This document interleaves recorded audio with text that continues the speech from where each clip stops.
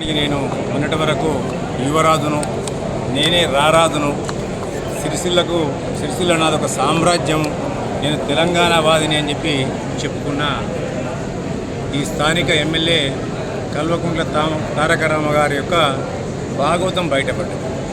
ఆయన ఎంతవరకు తెలంగాణ వాదో తేటతెల్లం.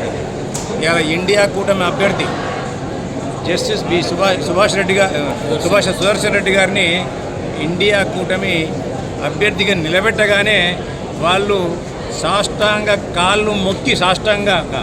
సుదర్శన్ రెడ్డి గారి యొక్క కాళ్ళు మొక్కి మేము ఓటేస్తామని చెప్పి ముందు వరుసలో నిలబడాలి వాళ్ళు. ఎందుకంటే ఆయన ఒక తెలంగాణ ఉద్యమకారుడు, ఒక తెలంగాణ వాది, తెలంగాణ రాష్ట్రం రావాలి అని పరితపించిన వ్యక్తుల్లో ఆయన ఒకడు.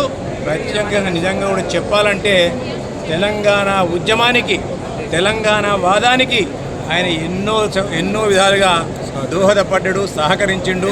అన్ని విధాల నీ పార్టీని ఆదుకున్న వ్యక్తి ఆయన.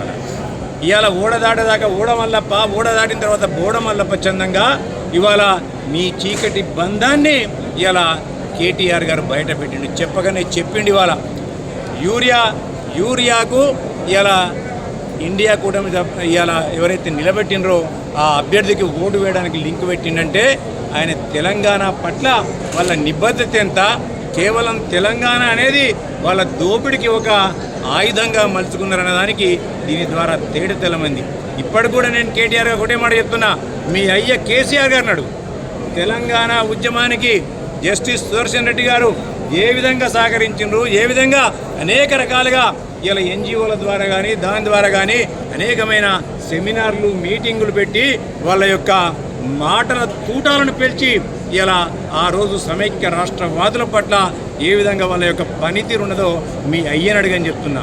ఇప్పటికైనా కేటీఆర్ తెలుసో తెలియక మాట్లాడి ఆయన చేసిన అవినీతి అక్రమాలను కప్పిపుచ్చుకోవడానికి ఇవాళ బీజేపీకి అంటగాగితే కేసీఆర్ గారు బహిరంగ క్షమాపణ చెప్పి, తెలంగాణ జాతికి బహిరంగ క్షమాపణ చెప్పి మా ఓటు ఇండియా కూటమి అభ్యర్థికే, మా ఓటు జస్టిస్ బి సుదర్శన్ రెడ్డి గారికి అని చెప్పి చెప్పాల్సిన బాధ్యత నిజంగా తెలంగాణ వాదైతే కేసీఆర్ పైన ఉందని చెప్పి ఇవాళ